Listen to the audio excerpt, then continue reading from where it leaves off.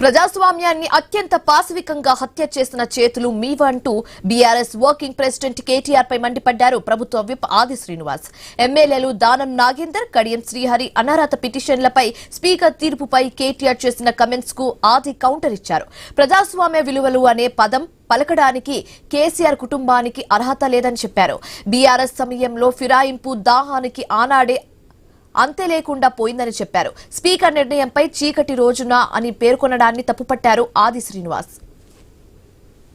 Nagender, Kadiyam శ్రీహరిల speaker గారి అనర్హత పిటిషన్లపై విచారణ తీర్పు పైన కేటీఆర్ గారి మాటలు ఎగిరెగిరి పడుతున్న తీరును చూస్తే ఆయన మాటల్లో ప్రజాస్వామ్యాన్ని కూని చేశారని, ప్రజా తీర్పును ఏమాత్రం పట్టించుకోలేరని చెప్పని పెద్ద పెద్ద మాటలు మాట్లాడుతున్న తీరు చూస్తుంటే మీ 10 ఏళ్లలో గురువింద గింజలాగా మీ తీరును ఒకసారి గమనించుకున్నటువంటి పరిస్థితిని ఎందుకు ఆలోచించుకోలేకపోతున్నాడో కేటీఆర్ అనే మాట సందర్భంగా గుర్తు చేస్తూ మీ 10 ఏళ్ల పాలనలో ప్రజాప్రతినిధులను, ప్రజా సంఘాలను మీ పరిపాలన తీరుతోటి చీకటి రోజులుగా, చీకటి యుగంగా మీ నియంతృత్వపు పరిపాలన ప్రజాస్వామ్యాన్ని కూని చేసిన తీరును మీరు మర్చిపోయారని